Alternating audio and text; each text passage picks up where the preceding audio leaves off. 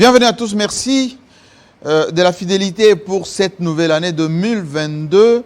Nous allons revenir sur la situation de la minière de Bakwanga, cette grande société de la République démocratique du Congo qui est presque en faillite. Beaucoup de solutions essaient d'être trouvées pour relancer l'AMIBA, mais ça ne semble pas du tout fonctionner. Depuis une vingtaine d'années, tout a été dit, tout a été fait. En commençant par les dirigeants congolais eux-mêmes qui ont proposé plusieurs solutions. Mais l'AMIBA se meurt chaque jour, les employés, la ville, la province elle-même du Kasaï oriental ne vaut plus rien à cause de la chute ou de la faillite de l'AMIBA. Il y a quelques idées qui aujourd'hui circulent dans le milieu de la diaspora, ici en RDC. Le président de la République était même des passages en Bujimaï. Il y a des Russes qui se sont proposés également pour relancer l'AMIBA, mais est-ce que tout ceci peut fonctionner ou il y a encore des balbutiements pour que la société s'en sorte? Nous avons eu la possibilité, pour ne pas dire la chance, d'inviter à nouveau Danny Mukendi, qui est notre invité. Bonjour. Bonjour. Bienvenue. Cette fois-ci pour faire un grand plateau avec des journalistes spécialistes en matière à la fois de mines et d'économie, pour qu'on analyse ensemble cette situation du Kasaï oriental. D'abord, Willy Kalengai, que tout le monde connaît ici comme le point focal du secteur de mines et de l'économie nationale. Élisée Odia, journaliste pertinente et impertinente, d'ailleurs, lorsqu'elle analyse des choses dans notre pays, point focal. Et puis, l'économiste incontournable de la RDC, Israël Moutala. Alors, nous allons parler de l'AMIBA. Moi, je suis un peu, je dirais, tenté de poser cette question beaucoup plus directement à Danny Mukendi. Est-ce que ce n'est pas un risque pour vous de penser que l'AMIBA peut être relancée alors que tout le monde est devenu fataliste quant à la renaissance de l'AMIBA? Pourquoi vous y croyez encore que l'AMIBA peut être rattrapée au lieu de liquider cette société, puisqu'on puisse faire comme la GECAMINE, la concession MIBA ou les concessions de l'AMIBA cédées à des sociétés multiples? Monsieur Kassamba, merci. Je commence par vous souhaiter bonne et heureuse année 2022. Permettez-moi, en début de cette émission, de commencer par rendre hommage à l'un des plus grands bâtisseurs du Kasaï, du Grand Kasaï, et à l'un des plus grands bâtisseurs et pionniers de la réalisation de la construction de l'AMIBA en tant qu'édifice, en tant qu'entreprise. Monsieur Bruno Morelli nous a quitté la terre des hommes. Nous l'avons enterré en Belgique, à Rhodes-Saint-Genès.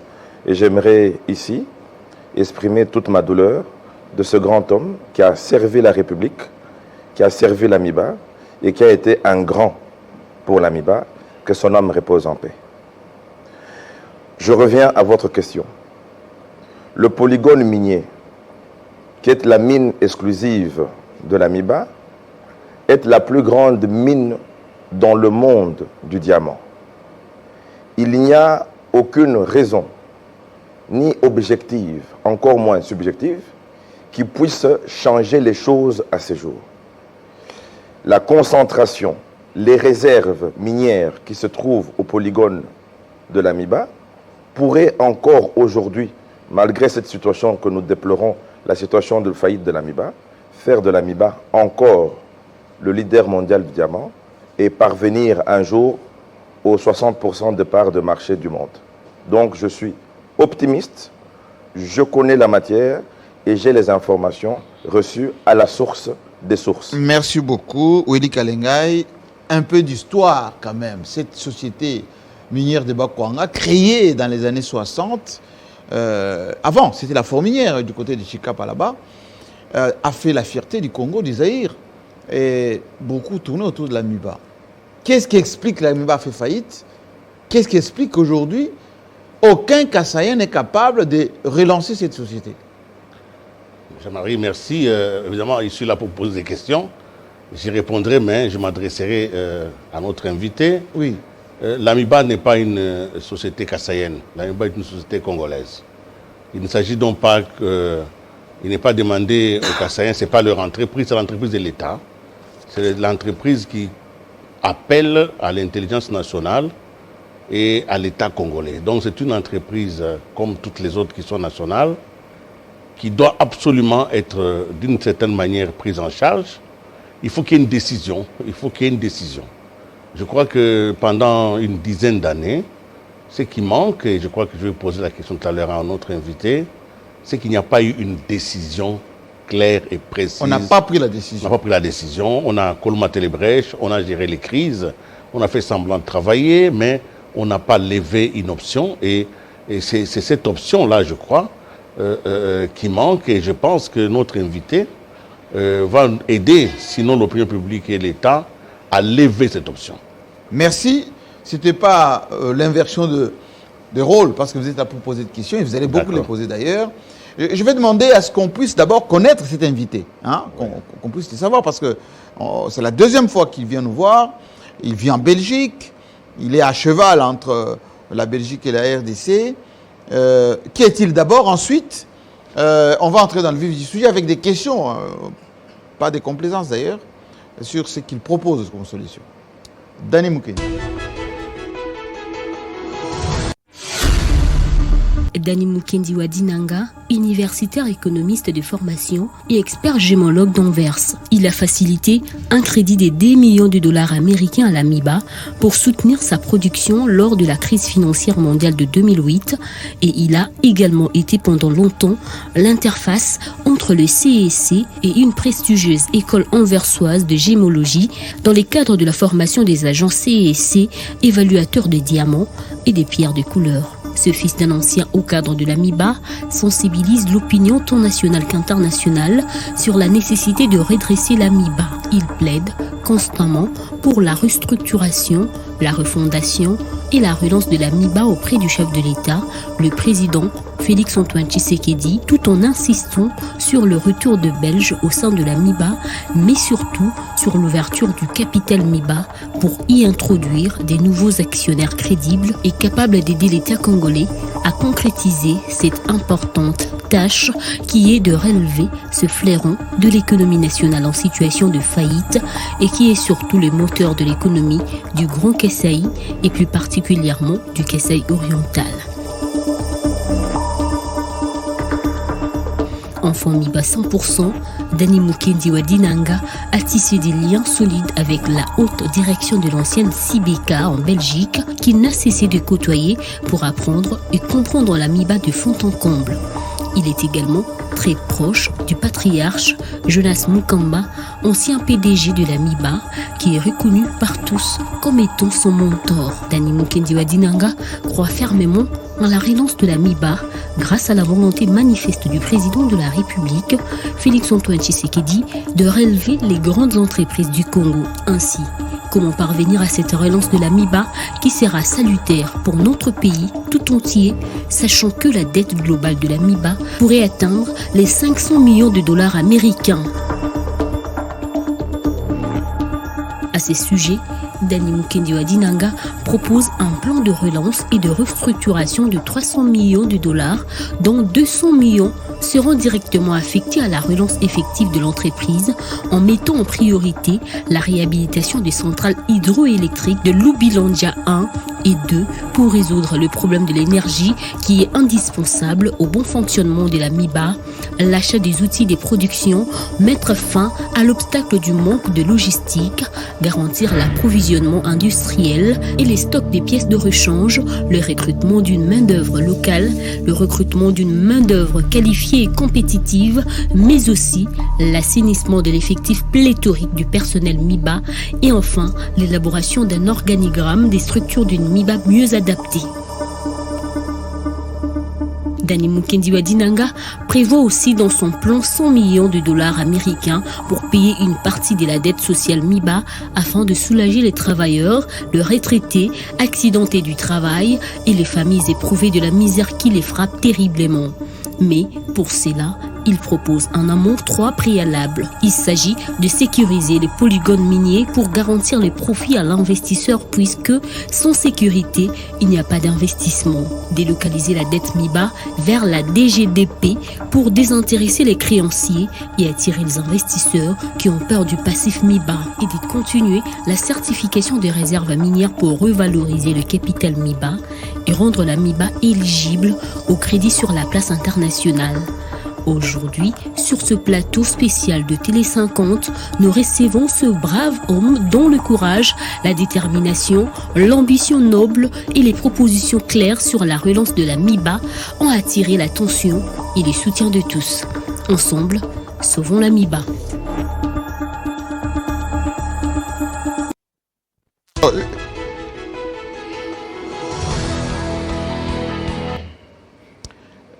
Alors, je commence par Willy. Question à Dani Moukeni, parce que quand on suit son portrait, on a l'impression que c'est l'homme solution à la relance de la MIBA. Monsieur Dani Moukeni, merci vraiment de ce courage, mais surtout cet esprit patriotique que vous avez montré jusque maintenant. Évidemment, on peut comprendre très bien la proposition que vous faites. Je voudrais d'abord poser une petite question de préalable. Quelle sera l'institution qui doit décider de la mise en place de votre plan? Parce que c'est un plan, mais qui demande des changements même dans les capitales. Ça demande l'apport des capitaux étrangers ou des capitaux frais.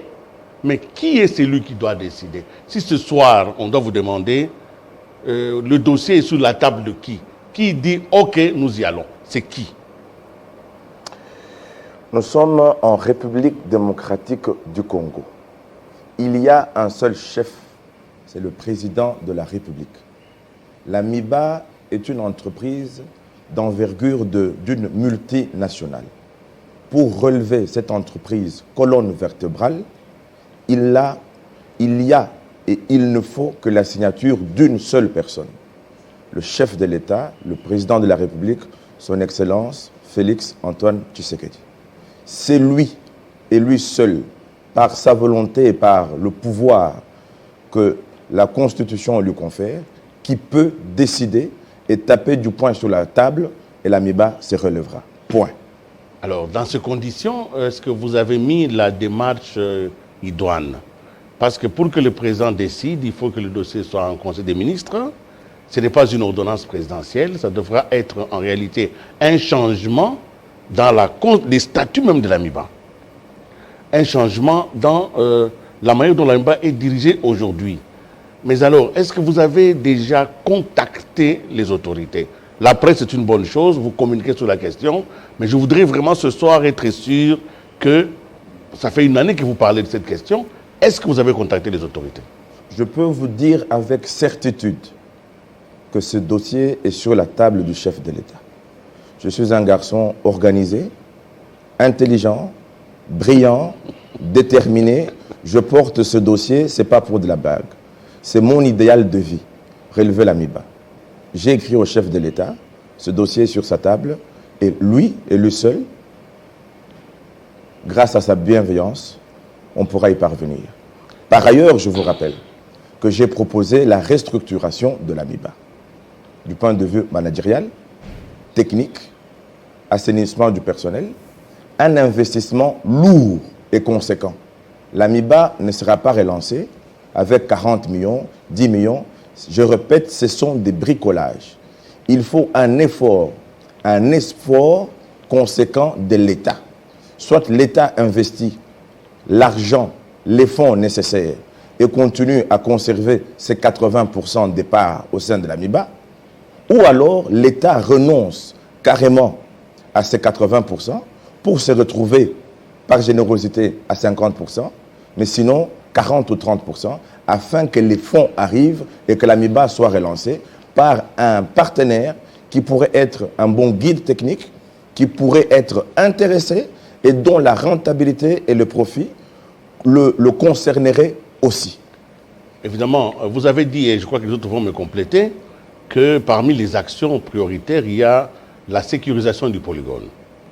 est-ce que vous êtes au courant que l'AMIBA a signé beaucoup de contrats d'amodiation avec beaucoup d'entreprises et que d'une certaine manière ou d'une autre, une partie de ce polygone est exploitée légalement par d'autres entreprises qui n'ont rien à voir avec le capital MIBA?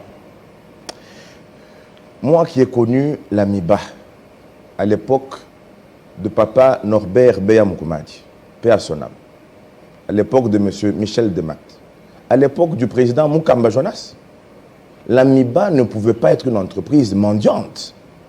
L'AMIBA n'a pas besoin d'amodiation. C'est la pauvreté, la faillite, la misère, l'instinct de survie, le manque de solutions qui nous poussent à faire ces choses-là.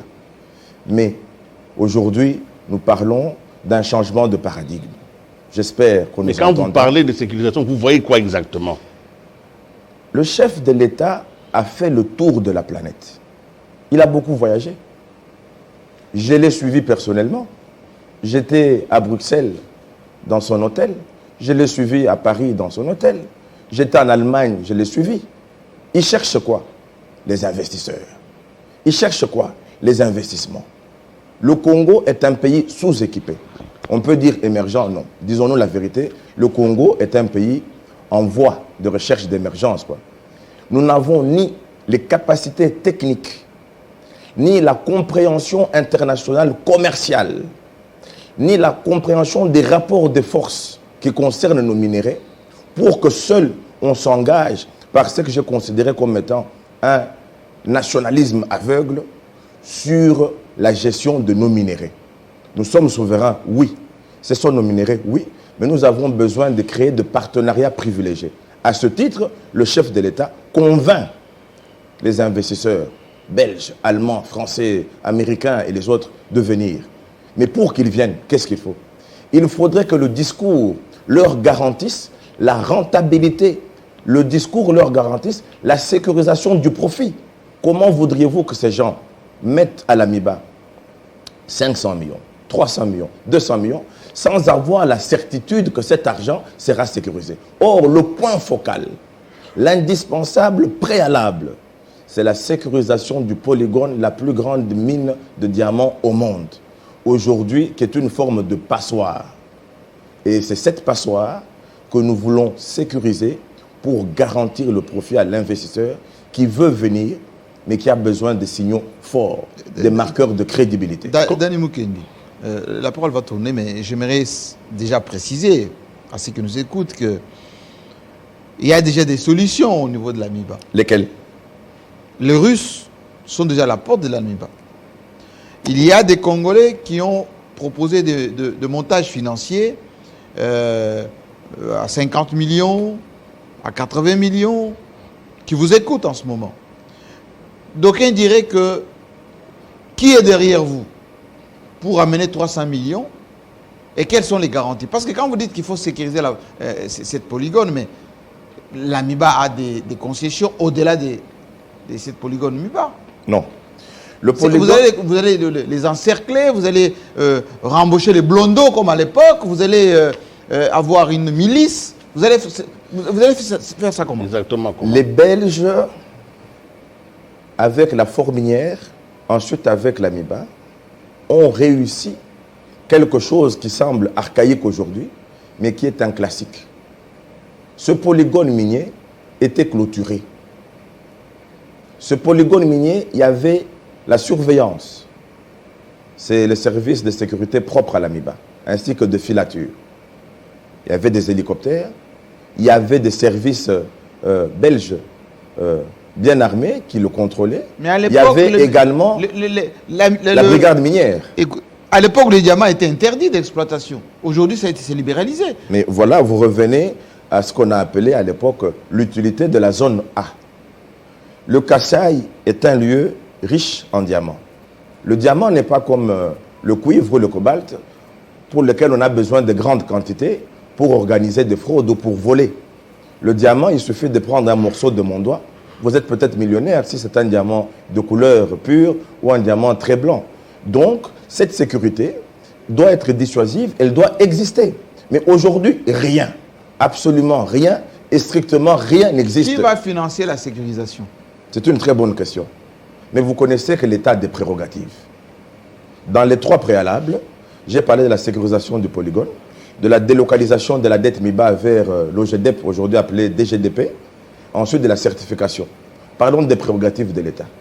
Comment voudriez-vous appeler des investisseurs étrangers qui ont des intérêts, qui peuvent aussi calculer comment est-ce qu'ils peuvent dérober certains intérêts de l'État, leur permettre à eux de sécuriser? Ça veut dire quoi? Eux, ils auront la responsabilité de sécuriser le territoire ou un lieu congolais. Non, c'est une prérogative de l'État. Même la délocalisation de la dette, c'est une prérogative de l'État. Pourquoi? Voilà pourquoi j'ai dit que ce sont des préalables. L'État pourrait se faire assister, l'État pourrait se faire accompagner dans ces 3 préalables. Néanmoins, ça reste des prérogatives de base de l'État. Qui finance? L'État peut financer, parce que l'État a l'argent. À 10 millions de dollars, vous avez la concession de la MIBA? Mais ça a été... Mais moi, je ne comprends pas comment est-ce que le pessimisme a pu atteindre tout le monde comme ça. Mais ce polygone-là, ce n'est pas le ciel et la terre, c'était clôturé. Tout le monde sait que c'était clôturé. Il y avait des blondos qui faisaient l'essentiel. Il y avait la gendarmerie, la brigade minière, qui faisait l'essentiel. Et il y avait une rentabilité. Comment aujourd'hui on n'est plus capable de faire ce qu'on a fait? C'est quand même révoltant. Vous êtes au courant que la plupart des gens qui font l'artisanat accèdent à ces polygones en soudoyant des gardes? Vous êtes au courant aussi que dès l'intérieur de la MIBA, un réseau mafieux existe pour faire en réalité la fraude et voler la production. Alors, donc c'est comme ça qu'il est important, quand vous parlez de sécurisation, d'être précis et clair. Et Jean-Marie, quand il dit que la MIBA n'a pas que le polygone, il y a aussi des rivières sur lesquelles il y a des gisements ou sur lesquels la MIBA travaille. La question de la sécurisation ne peut pas être banalisée. C'est une question clé dans votre démarche. Donc, je voudrais vraiment, si vous pouvez encore, revenir sur la question. Est-ce que, selon vous, doit-on interdire la production artisanale? Non. En Bujumaï? Non, on ne peut pas faire cela. Oui. Parce que au Kasaï oriental et même l'ancien Kasaï occidental, il y a des concessions qui sont libres. Moi, j'ai cité l'autre fois, nous avons vécu là-bas, Bakabo, Katekelai, Miabi, Dissak, ainsi de suite. Tout ça, c'est ces communes déjà. Il n'y a plus rien qui soit libre là-bas. Oui, mais s'il n'y a déjà plus d'autres entreprises. Mais le seul endroit où on peut exploiter les diamants aujourd'hui, c'est dans les polygones. Et c'est ça qu'on doit refuser. C'est ça qu'on doit arrêter. Et c'est ça pour lequel l'État doit s'imposer et dire non. On ne va quand même pas piller une entreprise qui est capable de nourrir l'État et de faire développer les pays parce qu'il y a des gens qui ont décidé d'aller voler, aller contre la loi. C'est cela que nous demandons. La sécurisation du polygone. Ça veut dire exactement quoi? Qu'on laisse à la MIBA. Et la MIBA seule, la possibilité d'exploiter le polygone minier. Et celui qui peut venir le faire vient contre les intérêts de l'État. Celui-là, il mérite d'être transféré immédiatement au parquet et d'être arrêté. C'est un brigand. Élisée Odia. Alors tout à l'heure, j'ai suivi M. Dany, se disant qu'il est très compétent, il est déterminé, engagé. Il y a ce côté fibre tribale qui risque de jouer, vous pensez, par rapport à ce que vous aimeriez avoir comme poste au niveau de la MIBA? Madame, je suis un républicain pur sucre. La République, pour moi, est au-dessus de tout et absolument de tout. Même au-dessus de mes propres enfants. La République. Je parle en tant que Congolais et je parle aussi en tant que fils MIBA. Et je ne vois pas pourquoi est-ce qu'on peut dissocier les deux choses. La MIBA n'a pas servi que les Kassaïens ou le Kasaï. C'est ce que vous prétendez? La MIBA a servi le Congo et pendant longtemps. Et aujourd'hui, si le Congo est amputé de ses recettes, c'est parce que cette grande entreprise qui fut hier le fleuron de l'économie nationale, après la Gécamine, est en faillite. Relever la MIBA, c'est mettre l'État sur ses deux pieds minières, c'est-à-dire la Gécamine et la MIBA. Mais comme un peu à la Gécamine, certains se disent, la Gécamine, la gestion de la Gécamine doit revenir au Katangais, la MIBA doit-elle revenir, la gestion de la MIBA doit-elle revenir aux Kassaïens? Mais non.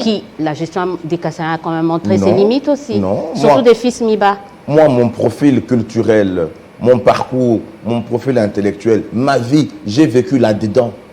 Et donc, je parle de la MIBA parce que je la connais en tant qu'enfant. Mais la gestion des fils MIBA a montré quand même limite. De quel fils Miba vous parlez? Ou des Kassaya que vous êtes. Mais nous sommes en train de les dénoncer. Ça ne veut pas dire aujourd'hui que je suis complaisant parce qu'il y a un Moulouba ou il y a un fils Kassaya.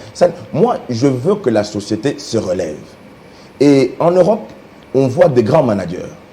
Carlos Ghosn, ainsi de suite. Ce sont ces gens-là qui nous inspirent. Venir relever une entreprise, la mettre sur le rail, chercher une autre, la relever. Et c'est comme ça qu'on fonctionne. D'accord. Je reviens maintenant sur vos propositions. À combien estimez-vous la relance de la MIBA? La relance de la MIBA, elle seule, elle peut constituer un minimum de 200 millions de dollars. Mais pour résoudre le problème de la MIBA, de manière globale et de bonne façon, il faudrait compter 300 millions. Pourquoi? Parce que 200 millions iraient directement à l'investissement de la relance effective de la production et de la restructuration de la MIBA, et 100 millions pourraient s'occuper de la paix sociale, s'occuper de ceux qui ont travaillé et qui réclament leurs droits. Et vous pensez que la RDC est incapable de mobiliser 300 millions? Jusque-là, elle n'a pas mobilisé 300 millions. Vous savez combien la RDC a mobilisé? Avec le président Kabila, 10 millions une fois. Une deuxième fois, 10 millions. Qui a servi de faire une certification bâclée du massif 1, sous-estimée à 2 milliards de dollars. Ça, c'est l'État congolais. L'État est responsable de la faillite de la MIBA. Nous ne devons pas épargner l'État et flatter les autorités. Nous devons dire la vérité parce que le problème de la MIBA est un problème extrêmement grand. Ce n'est pas en racontant des balivernes en flattant l'État qu'on en sortira.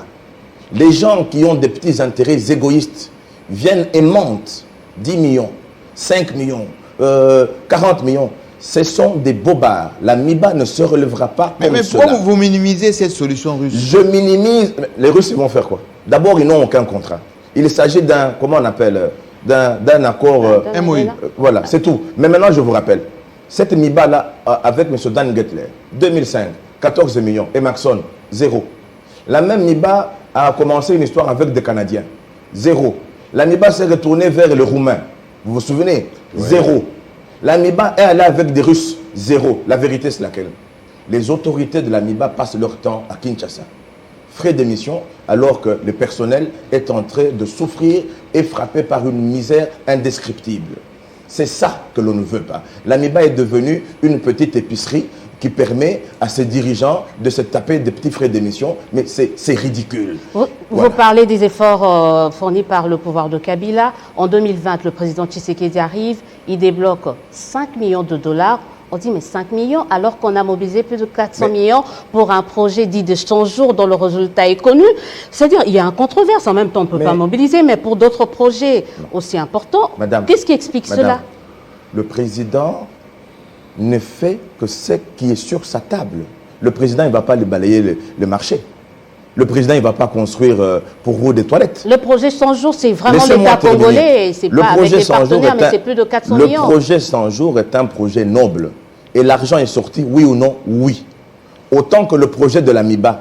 Un homme crédible, sérieux comme moi, j'en parle, 300 millions, l'État pourrait les sortir. Donc on a la possibilité d'avoir les 300 millions. L'État congolais est riche. Et l'État congolais peut relancer la MIBA seul. À défaut de le faire, qu'il ouvre le capital, qu'il renonce aux 80%, parce que l'État est défaillant, on ne va quand même pas garder de manière complaisante 81% pour rien, alors que l'État met la MIBA en difficulté. Ou l'État investit et on débloque la situation, on continue à 80%, soit l'État baisse. Donc vous n'êtes pas pour la médiation, mais pour une joint venture. La médiation, c'est quoi? C'est la location des massifs. C'est quoi ça? C'est quel type de partenariat vous voulez? Quel type de partenariat est meilleur pour la MIBA? Je veux que la MIBA se relève, qu'elle fonctionne comme elle a toujours fonctionné, et c'est possible. C'est ça que personne ne comprend. Pas de joint venture, pas d'amodiation. Non, la joint venture, c'est quoi? C'est créer une entreprise au sein de l'entreprise. Pourquoi? C'est pour fuir le passif, pour fuir la dette sociale, pour fuir les dettes de la MIBA. Mais quel type de partenariat vous proposez? Que l'État commence par délocaliser la dette. Alors la MIBA est libre. C'est l'État qui a mis la MIBA dans cette dette de 400, 500 millions. Qu'on la prenne, qu'on la... Mais le DG de DGDP là, OGDP, quel est son rôle? C'est de payer la dette publique. C'est de payer la dette intérieure. Alors, qu'on prenne cette dette, qu'on la mette là-bas. Vous savez combien de sociétés on a délocalisé comme ça la dette? LAC, ça veut dire quelque chose? Monsieur Kassamba, permettez-moi. Je reviens à la question Ouais. sur les Russes, parce que vous avez tendance à minimiser. C'est quand même la solution des conseils du président à l'investissement. À chaque voyage du président, parce que vous allez souvent dans ces hôtels, il y a beaucoup de gens qui viennent avec les positions pour l'AMIBA. Pourquoi ça ne marche pas? Parce qu'on les garantit. Moi, Vos 300 millions, les garanties, vous allez les trouver où? Attendez. Moi, je ne suis pas ici pour qu'on me dise conseil du président. Un homme qui réfléchit à de la hauteur, conseil du président, ministre, c'est pas comme ça qu'on réfléchit. La réflexion, elle se mène objectivement, avec de la hauteur. Et les solutions sont trouvées de manière précise et exacte. C'est ça à être. Lorsque vous êtes influencé par une option d'un conseil du chef de l'État, qui qu'il soit, vous allez être biaisé dans votre réflexion parce que vous aurez peur. Et la peur a détruit ce pays. Parce que les Russes, ils sont où? Ça fait 6 mois qu'on parle d'eux. C'est quoi? Alors, si nous avons besoin, et parce que le chef de l'État était d'ailleurs récemment en Bojamaï, si nous avons besoin de l'accompagner, si nous avons besoin d'un bilan positif en 2023, il faut m'écouter. L'AMIBA a besoin de 300 millions, pas des petites racontes. Quelle garantie, M. Mukendi? Quelle garantie? Garantie de quoi? Qui donne les garanties à ceux qui veulent amener ces 300 millions? Si l'État n'en a pas, parce qu'il n'en a pas. Alors ça c'est bien. J'admire votre conditionnel, c'est l'État. L'État, je sais qu'il a 300 millions. Monsieur Nicolas Kazadi, un des ministres très préférés en Europe, que nous appelons affectueusement Sarkozy. Ah bon? Nous l'appelons Sarkozy parce qu'il s'appelle Nicolas. Il paye beaucoup? Non. Il a donné des informations que l'État faisait de grosses recettes. Le budget de cette année, de 2022, ça irait jusqu'à 10 milliards. C'est de la provocation, Ce là. n'est pas de la provocation, c'est de la compétence, du travail. Maintenant, il suffit que le président signe, voilà. Mettons à la disposition de l'AMIBA 300 millions. Alors, le projet ne va pas se faire 300 millions, on les met, on les utilise, non. Les accomplissements de ce plan se feront en escalier, palier par palier. Sécuriser les polygones est un fait, délocaliser la dette un autre, ensuite continuer la certification. Pourquoi la certification est importante? Parce qu'elle va permettre la révalorisation du capital MIBA. Aujourd'hui, la MIBA est presque valable que pour une chose. Malheureusement, j'entends que ça a également été retiré. Je vais en parler. Le massif 2, qui vaut environ 2 milliards.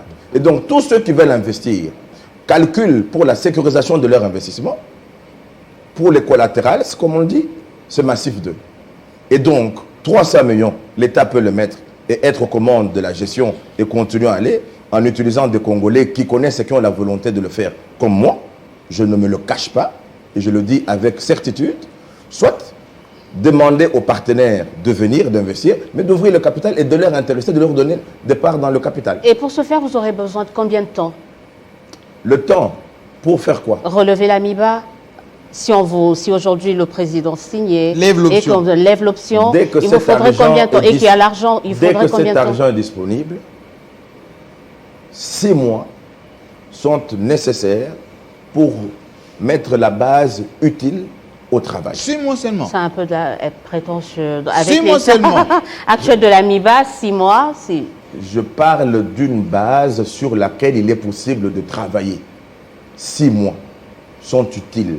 Ensuite, le travail va commencer et avec l'évolution et la détermination et ce qui va en ressortir comme résultat grâce à notre pugnacité, l'AMIBA va revenir. Est-ce que vous dites que votre projet, par exemple, n'accroche pas parce que ça fait 1 année que vous faites des allers-retours, des allées-venues. Ici, c'est sur la table du président. Qui vous bloque? Qu'est-ce qui se passe? Non. Les conseillers Non, ou c'est moi je n'ai la aucun mentalité problème congolaise? avec le conseil du président, ce sont ses conseillers. Le gouvernement, ils sont. Mon problème est le suivant. Les gens qui racontent qu'on peut relancer l'AMIBA avec 40 millions, avec 15 millions, c'est ceux-là qui font passer le temps. Parce que ça a été déjà fait. Moi-même. Donc ici, le président a une oreille aussi de l'autre côté. mais le président est au-dessus de la mêlée. Écoute tout le monde. Il est l'arbitre. Il doit écouter. Il ne doit pas que m'écouter. Moi, je n'ai pas la connaissance de tout. Mais sur ce dossier de l'AMIBA, je suis imbattable. Ma formule est la meilleure parce que les chiffres sont réels. C'est tout. Personne ne me contestera et personne ne va me contredire parce que c'est ça. Mais pourquoi les solutions des autres n'ont pas fonctionné? Pourquoi quoi? Pourquoi les solutions des autres n'ont pas fonctionné? Elles sont mauvaises. Les solutions des autres sont mauvaises, elles ne fonctionnent pas.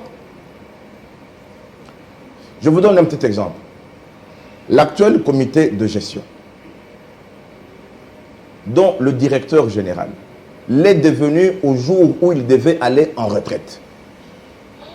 Une faute. Ce n'est pas une faute. Au moment où il devait aller en retraite, il devient directeur général intérimaire. Je le respecte, je le connais, je le respecte beaucoup. C'est un homme qui a travaillé comme grand syndicaliste à l'AMIBA, qui a défendu les droits des travailleurs, qui a beaucoup donné à l'AMIBA. Je le respecte. Mais nous constatons qu'après 2 ans, ces efforts sont insuffisants. Mais sur le plan du management, c'est une faute. Ce n'est pas une faute. Dites-le simplement. Non, ce n'est pas une faute. Je dis ceci. Oui. Avec 5 millions qu'ils ont reçus, ils ont produit 800 000 carats de diamants. 40 000 carats de diamants plutôt. Lorsqu'on les multiplie par 20, le prix généreux, ils ont produit que 800 000 $. Aujourd'hui, sur 5 millions dépensés. Sur 5 millions dépensés. C'est-à-dire que 5 millions, il s'est rendu compte lui aussi, il a de la volonté. Mais le plus important ici, il faudrait avoir les moyens de sa politique. Et lorsque les moyens sont tronqués, les résultats seront négatifs. C'est tout. Mais j'ai une question par rapport à... Israël Moutara. La question la plus importante justement pour relancer l'AMIBA, c'est la certification. Vous évaluez à combien pour certifier justement le polygone? Parce que vous parlez du polygone, mais on ne connaît pas sa valeur. Même les 2 milliards qu'on avance pour le massif 2, même l'étude bâclée avec le massif 1, c'était pas sérieux parce que ça n'avait pas été... Ce sont des études qui n'ont pas été faites par des entreprises sérieuses comme SRK, qui est reconnue mondialement pour certifier les réserves. Voilà. Vous pensez qu'il faut combien pour certifier les réserves? La certification, elle ne peut pas se faire de cette manière-là. Au polygone minier, il y a 13 pipes kimberlitiques, c'est-à-dire 13 tubes qui ont vomi l'alluvion, dans lequel, après haute pression, tension, lorsque ça s'est refroidi, les cristaux se sont constitués. C'est ça qu'on appelle le diamant. Carbone 100%, haute pression, tension. Même vous, je peux vous brûler à haute pression, j'en sortirai de vous un diamant synthétique. Parce que vous êtes rempli de carbone. Bon. La certification va se faire palier par palier. Nous avons déjà une base, même si elle est plus ou moins tronquée, faite par Copyrep avec les étudiants de Lubumbashi, pour les 10 millions, Dieu seul sait. Vous dénigrez le travail de Copyrep, monsieur? Non, je ne le dénigre pas, monsieur Kassama. Vous dites avec les étudiants.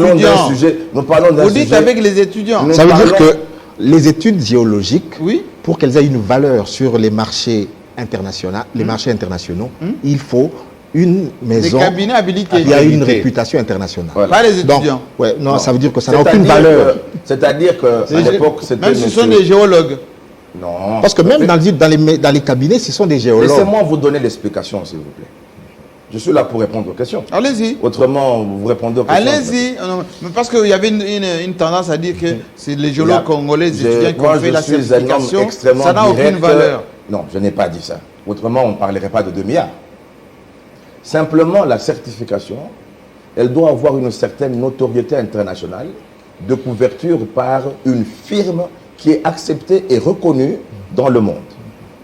À l'époque où l'AMIBA fonctionnait, je l'ai dit ici, la CIBECA, la Société des investissements belges au Kasaï des Belges, était elle-même constituée de la Société Générale de Belgique et de la DBERS.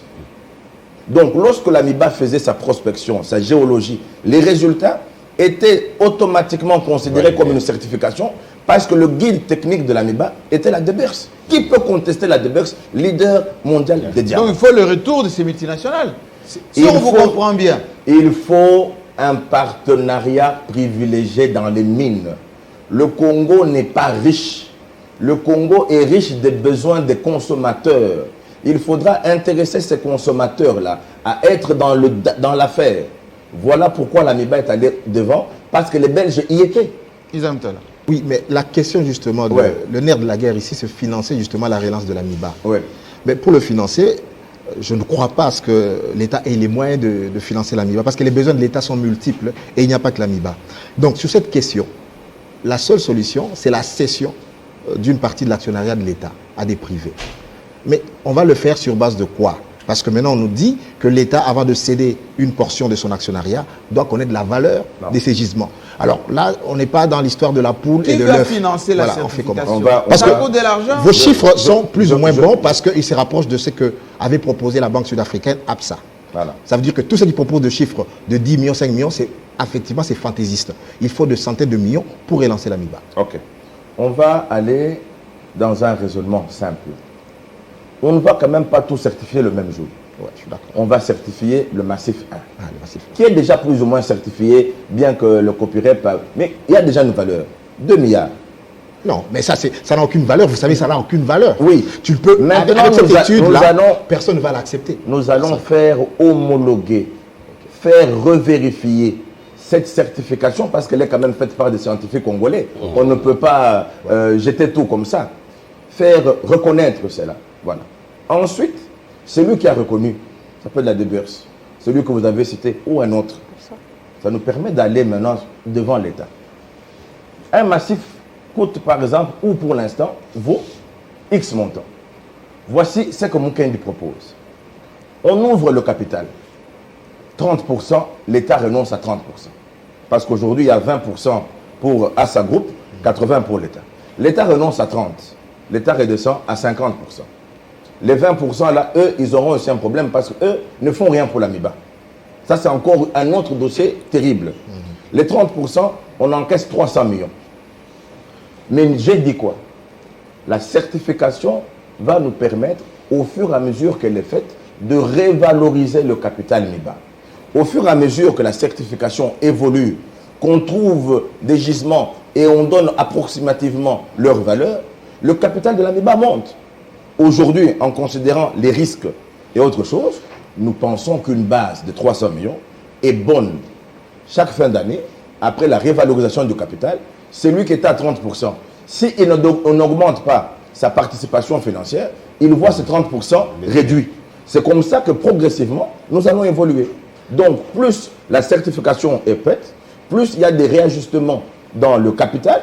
Celui qui avait 30 peut les conserver s'il rajoute, soit il les voit baisser. Et vous avez ça, mais c'est pour justement, une fois qu'on certifie, dans votre plan, vous projetez la production à combien de carats par an, par exemple, pour que la MIBA soit rentable, dit à moyen terme. La MIBA qu'on a connue, elle produisait simplement 1 million de dollars par 1 million de carats de diamants par mois. C'est-à-dire la MIBA était dans une moyenne, lorsqu'elle était bonne, de 12 millions de carats l'an. Sauf si au sein d'un conseil d'administration, la DBERS qui gérait le marché international dit nous ne devons pas faire 12 millions pour respecter les équilibres, nous vous demandons 10 millions cette année ou 11 millions. Mais en début d'année, on savait combien est-ce que le besoin de diamants dans le monde demandait et combien la MIBA pouvait apporter pour continuer à respecter les parts de marché. Voilà. Question, avant que... Je termine sur l'actionnariat qui pose toujours problème. Sibeka repris par Moine Africa repris par Assa Group, un groupe un peu conçu au début par des Chinois qui n'ont rien produit. Mais comment justement? Laissez-moi vous interrompre. AXA Group est effectivement en faillite à Londres. Tout à fait. En effet. Monsieur Guy Chapman a été nommé comme administrateur judiciaire Tout à fait. pour liquider cette entreprise qui est en difficulté. Pas simplement que la MIBA est en faillite, Tout à fait. l'État ne s'en occupe pas, et celui qui a 20% à l'international, lui, il n'existe pas. Tout à fait. Vous allez retrouver 20% de la MIBA vendu dans des difficultés à 10 $, et demain, celui qui fera un montage financier viendra réclamer à l'État 5 milliards. Il va falloir un jour qu'on prenne ce pays au sérieux. Il va falloir un jour. Ça verrait d'abord ce que vous dites. C'est vrai. Tout à fait. Il va falloir un jour qu'on prenne ce pays au sérieux et qu'on l'aime vraiment.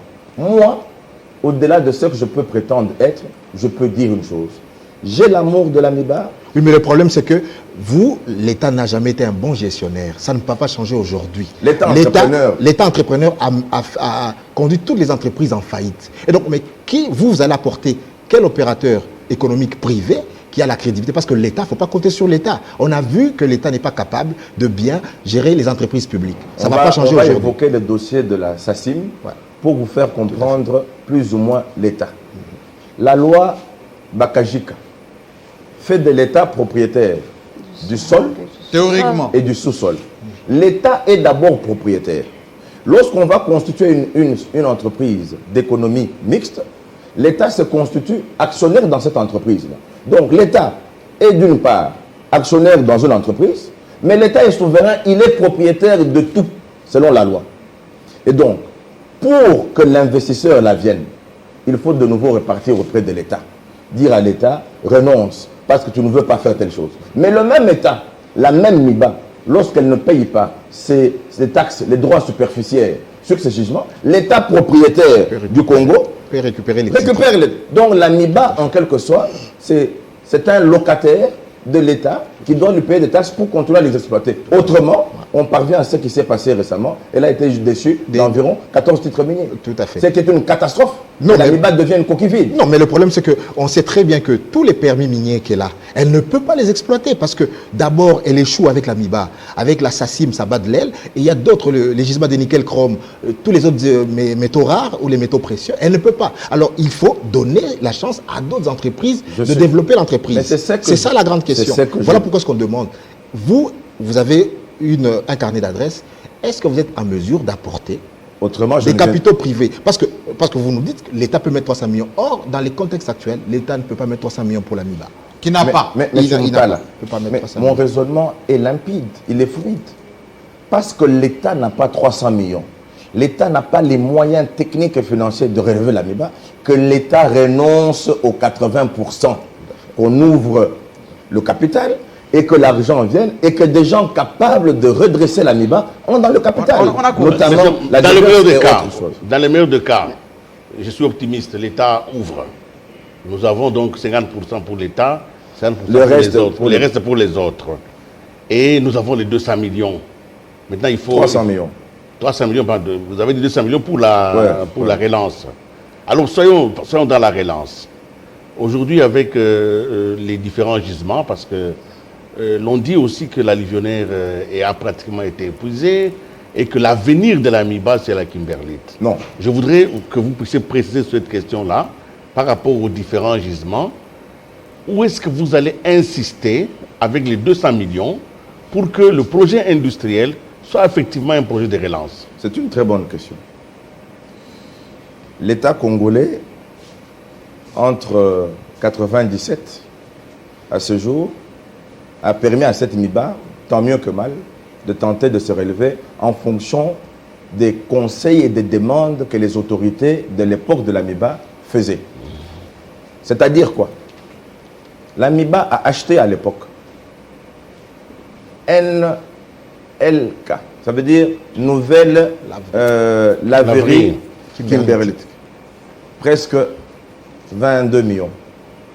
Deuxième chose, encore une laverie, presque 19 millions. Troisième chose, avec le contrat avec Maxon, une drag line, 14 millions.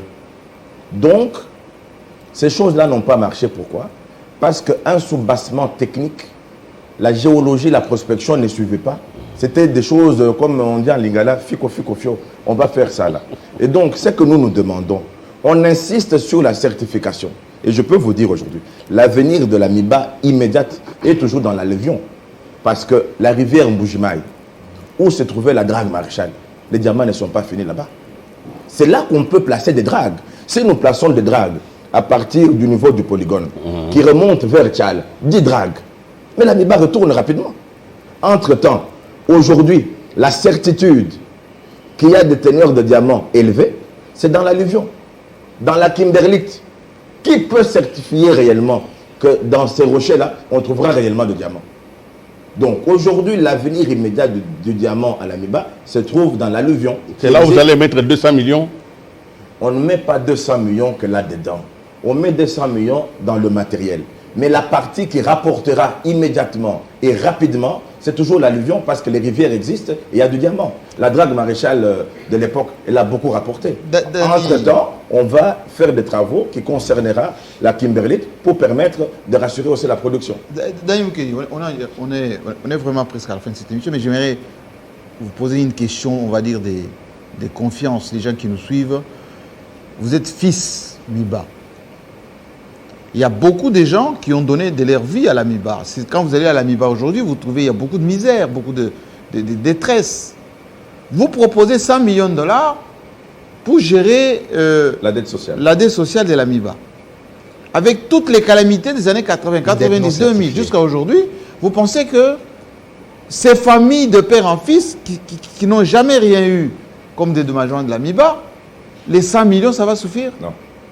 Ceux qui m'ont suivi, c'est que 100 millions s'occuperaient environ de gérer une partie de cette dette sociale et l'autre partie serait transférée à l'OGDEP, peut-être aussi même à l'INSS, pour un apurement de la dette, un échelonnement. Les gens n'ont jamais été payés, enfin, ils n'ont pas été déclarés. Nous sommes dans un blocage. Il faudra d'une part trouver des solutions pour ceux qui ont des droits, et c'est leur droit le plus légitime, et d'autre part permettre à la MIBA de se relancer. Oui.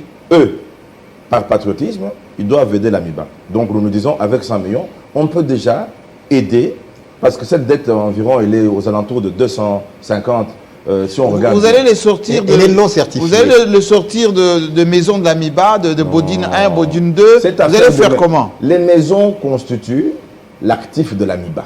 Oui. Et l'actif d'une société pèse sur son capital. Dans le bilan, les immobilisations sont des choses importantes. Oui, mais vous faites comment? On paye une partie de la dette. Ils quittent les maisons MIBA. On paye une partie de la dette en dignité et par respect.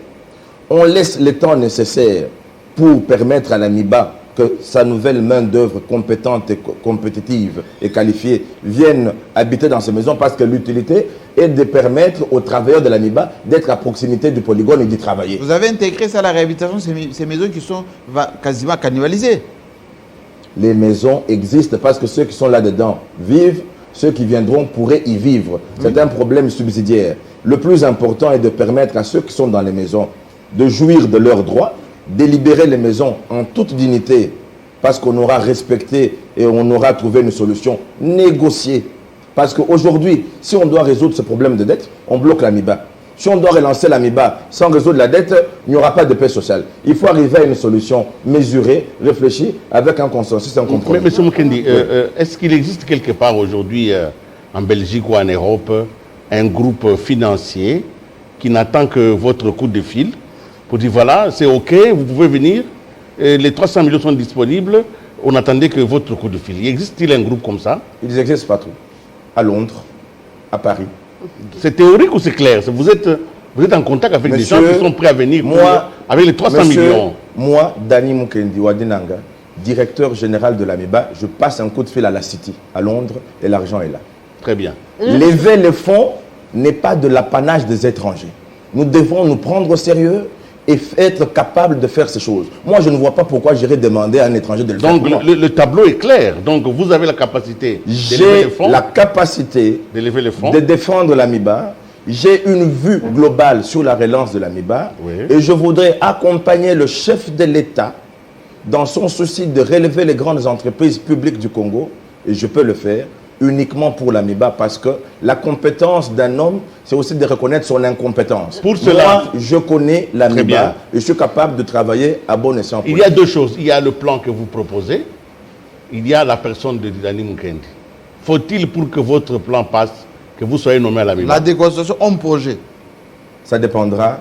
Non, ce que vous voulez réellement. Parce que le chef nous entend. Et on n'a plus... Tout le monde vous entend. On n'a plus le temps de nous cacher derrière notre doigt. Si on doit vous nommer pour que ça marche. Monsieur Kalengai, si mon plan de restructuration et de relance de la MIBA est validé par le président de la République, avec l'expression de mes hommages les plus déférents, la logique voudrait que l'initiateur soit aux commandes. Très bien, il faut pas et croyez-moi, en tant que fils MIBA, fils du terroir, je ne décevrai personne. Ça a le mérite d'être clair. Voilà. Merci. Voilà. Je peux rajouter quelque chose? Oui, pour terminer. Si je prends la MIBA aujourd'hui, je commencerai avec une base beaucoup plus supérieure que celle avec laquelle le président Mukamba avait commencé en 86, lui qui venait de Londres. Il était dans le monde de la diplomatie, de la politique. Il ne connaissait rien du monde minier, mais il a fait des exploits parce qu'après lui, il n'y a plus eu réellement de patron. Moi, si je la reprends, j'aurai une base beaucoup plus importante parce que j'ai consacré ma vie en Belgique à apprendre et à comprendre la MIBA auprès de ses vrais propriétaires. Je suis préparé et j'ai été préparé pour cette entreprise et je le dis et je le jure. Merci. De nos jours, être de la diaspora, ce n'est pas un avantage. Hein. Comment vous pouvez dire à un enfant de nos jours, comment vous pouvez dire à un enfant qui a vécu en Bujumaï, à la ville MIBA, qui est de là, qui est connu de là, qui les a Et qui a passé 20 Mais ans en je suis allé Belgique. en Belgique parce que c'est là-bas. Je dis de nos jours. Je vous pose une question. Ça fait pas bonne presse. Si j'étais de resté en la Bujumaï, aurais-je eu le carnet d'adresse que j'ai aujourd'hui? On a Si j'étais compris. resté en Bujumaï, puis-je passer un coup de fil à Unicor ou à la Déverse, encore à la Sécu pour demander Ayez 300 vos millions? appels. Vous allez passer un coup de fil Moi, à Nanda je suis parti pour gagner dans la tête, pour avoir des relations et pour revenir avec le butin de mon parcours. Merci beaucoup. Merci. On avait compris que vous êtes déterminé, Dani Mukendi, à apporter une solution réelle à cette MIBA que tout le monde Un petit voudrait. message en Tchoulouba. Encore? Un petit message en Tchoulouba. Oui, je vous en prie, très rapidement. Bana betu bonso badiku Mbujimayi. Boalu bwa miba mbutu ele mutu nyongo felu chikola. Miba kena bwa ku photo boalu bu banji ni mabanji ajimuishi mwa bulaba. Me manjinke babu ani miba alwa holding. Miba wa diamant, miba wa cuivre, miba wa cobalt, miba wa brasserie, ou miba wa maille, miba alwa bu Société Générale de Belgique, matrice ou djoulela ma filiale. Bubanji budi koko bikengena buani bansonga luma ba menji badi baton fu mwadi tunga nyama kumikolo ba ngata société ba mubandisha buani bilan bia chef de l'état bikala bimpa bilenga fu muju fu mako etu mbango décevoir to etu to ke bakumonezela mujimu wa kawini bilela to Merci beaucoup. Nzambi atulama. Merci beaucoup, c'est votre message en tout cas pour La traduction surtout. pour ceux qui ne comprennent Oui, la pas. traduction, c'est qu'il aimerait. C'est un message codé, n'était pas traduit, c'était Non, le codé. message n'est pas codé, mais je permets. Il sait à qui il a adressé son message. Tout le monde comprend pas Aux Tchoulouba. Kassaïens qui ne parlent pas tous aussi français, Ah, tout à fait. de comprendre une petite synthèse dans ma langue. Merci. Et c'est tout. Merci Mais je beaucoup. parle lingala, je parle swahili et je parle aussi ngetuvela. Merci beaucoup. La MIBA, ce n'est pas une propriété exclusive des Kassaïens, ça veut comprendre. Mais les Kassaïens sont soucieux que cette société puisse se répartir. Merci.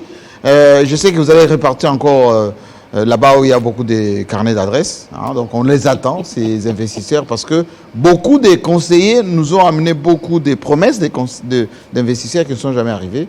Et nous, on suit tous ici de très près. Merci, Dani Mukendi. Merci. Et C'est bonne moi qui année. vous remercie. Merci à vous. Merci à Willy Kalenga, Alizé Odia et Israël Moutala pour leur contribution à cette émission. Des très belles factures. Rediffusion à tout moment. À très bientôt. Avec grand plaisir.